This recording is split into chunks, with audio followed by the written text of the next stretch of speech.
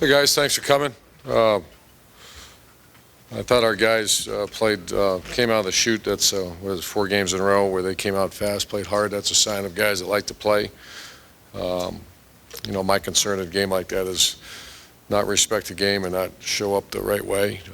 Have respect for Florida A&M, but I want to make sure that our guys did come out and they practiced hard and they did. They played well. So big one, Big Ten season starts. This is obviously our goal, our focus.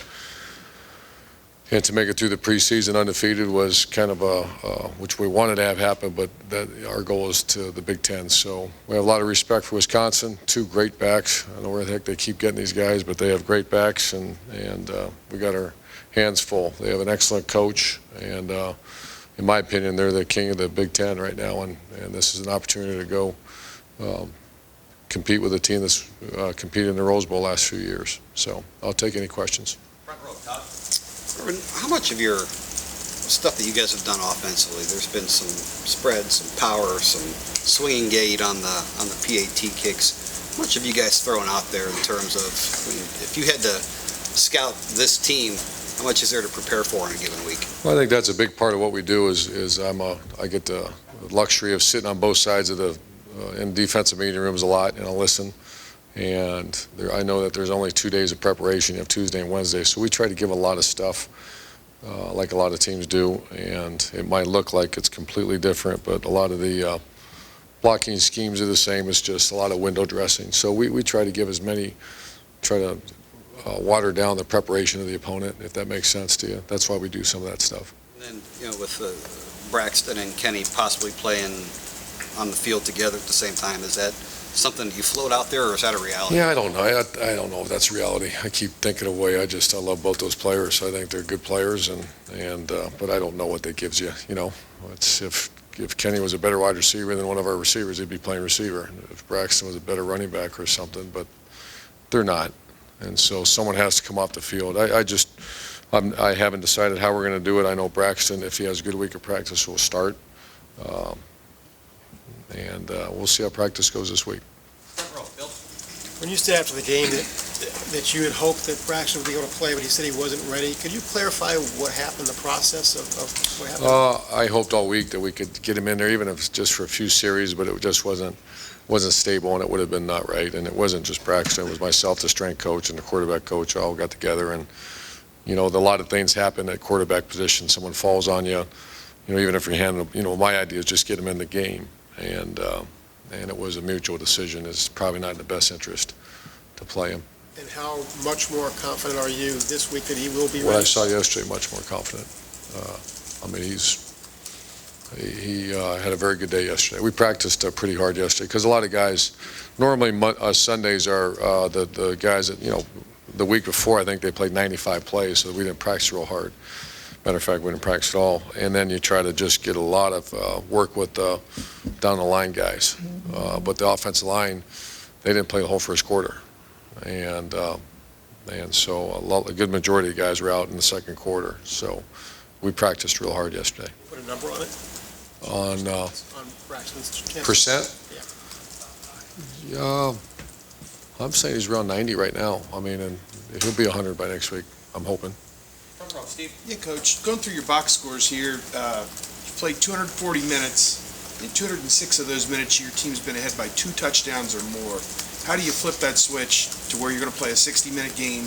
These guys are going to have to go back to playing 80 snaps and just be ready for a competitive football game. I think that's the way we practice. I'd like to think that our guys get prepared for those kind of situations with the way we practice. Tuesdays are as I've been told, Tuesdays are every bit as hard or harder than some game days. So that's kind of the way we do our business around here. So that is a concern, though, when you get to the fourth quarter.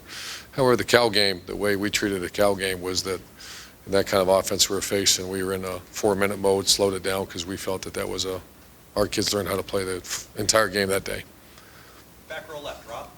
Rob Aller, Dispatch. Urban, 2 comfort questions. One, how comfortable are you with Braxton shaking off the rust? He's going into a situation now with a Big Ten team. Where does that stand? And number 2 is, Kenny's been described as a distributor. If things would happen with Braxton's knee or whatever, how comfortable are you that Kenny can take you where you want to go, the chase all the way to the end? Is he capable? That's a tough question. I will tell you this, Rob, that I am very comfortable with both quarterbacks. Braxton, I imagine there will be any great player, any player has a little bit of rust. That was kind of was hoping to get out of the way last week, so I'm going to practice him real hard this week. But Braxton's 12-0 as a starter, and 13-0 I guess as a starter, has done very well as an improvement throughout spring practice. Kenny Guyton's the guy that to me has shown me that he can go win, and I didn't know that. No, even last year against Purdue he came in and he won, but I just didn't see it in practice enough. You know, I'm one of those guys, I don't believe in gamers. There's that word doesn't exist here. It's a practicer is what we call them, and I just didn't see it. I saw improvement, but that's where you got to go back, and Tom Herman is a heck of a quarterback coach, and it's easy to identify that when you see the improvement Kenny Guyton's made. I made this comment before when Kenny Guyton, well, why didn't he play 2 years ago? Because Kenny Guyton wasn't good enough. He wasn't. Why didn't he play last year? Because Kenny Guyton wasn't good enough. Why is he playing this year? Because he's good enough. And that's because Kenny worked his tail off, and his quarterback coach and him, there's a really good mesh between those two people right now, and that's why he's become a very good quarterback. All right, Tim? Yeah, Urban, as you watch Wisconsin on video, I imagine you've watched a little bit of them by now. Do they look a lot different on defense? What do you see there? Obviously, they've changed their scheme, base scheme. A lot different. They're very active. Last year they weren't very multiple on defense last year. Very well coached. Obviously, they shut us down pretty good last year. I think they got very, very good players that are tough, very technique sound. They're doing a little bit more creativity on defense than they did last year. They play the 3-4 and the 4-3, so throughout the college football, you can see how that does cause problems. It's a little bit like our defense. We do a little bit of both. But it's a much different scheme than it was a year ago. And the other thing, I was talking with Zach Smith, I asked him about this. Is there a certain thing as gearing up your offense from a pride standpoint of those guys have the reputed great power game, show them what you've got type thing? Obviously Carlos Hyde had a huge run last year that kind of did that, but is that part of the prep this week? I hear that sometimes. I want to win the game, and all focus is on the win of the game. If you had to evaluate what we are offensively, power football is a big part of that, and especially with 34 back. So there will be power, but it's not trying to show something. It's trying to find a way to stay in that left hand of the column at the end of the day. Far left, Rusty? This series is hinged on one play, it seems like, ever since before you were GA here, even when Earl was here, that it's like a lot of close games. One, what do you remember most about last year's close game? And secondly, when you were, say, at Florida, was there a team every year that you played, and I got an idea who it might be, but that you thought, oh my God, this is going to be like a war, and it's going to come down to one play? It is. Appreciate that question. It is very much a game that I think our players and their players know that it's going to come down. This will be one that's going to be, I think this will be a classic game. And as much as you like coaching in those games that might be one-sided where you get a bunch of guys in, it's also there's the competitive spirit of the whole thing where you know that this preparation has got to be cross all the T's, dot all the I's. So. And certainly I've been in those kind of rivalry games or games where that it's going to come down to the 1 or 2 series to win this game. And I think our veterans understand that. And the play in the series that I remember last year was the one where we stop them on the goal line stand. And I'm so angry that we didn't get a first down and finish the game the right way. And they go down and score and send it to overtime. But I also remember there were a lot of people on that sideline behind me that believed we were going to win that game. You saw the energy on the sideline. That was a very close unit last year. So this will be a classic game. Last 2 questions. Oh yeah, I mean, I'm sure all of them. Yeah. LSU. Last 2 questions. Austin? Urban, there's been so much conversation about your defensive front seven for about 9 months now. Do you need this one to figure out just where they're at? Yeah, exactly. They have not received the challenge yet like this one. Cal was a tremendous challenge, but that was more we were playing dime defense, and it was all about pass rush. We're really hoping to get Adolphus back. This is going to be 2 backs averaging, I think, 150 each. And this will be the biggest challenge to this point, maybe the rest of the year, for our defensive front seven. You anticipate, putting some of that dime and penny stuff on the shelf this week then?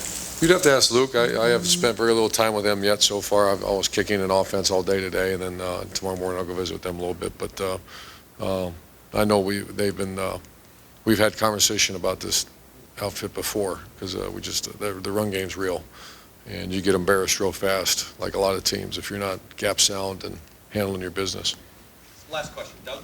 You expect to have Washington and Bennett this week? Bennett for sure, 100%, and Adolphus Washington, I'd say probable. He did some stuff yesterday, but that's a lingering injury, but Bennett's good to go.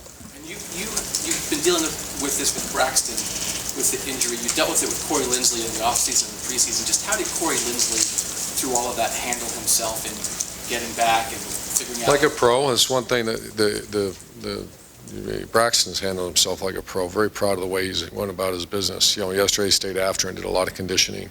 I'm very proud of the way Carlos Hyde handled it. It was a different situation, but regardless, he's not playing those snaps. And our strength coach, and I mean that part of our program is, our kids handle themselves, or they better. They're just not going to play. And the guys you're mentioning handle themselves like pros. And I know you have a good relationship with Gary Anderson, but do you miss Brett Bielema in a week like this at all? Yeah, no, I'm good with Gary. I think I'm good. You guys have a great day.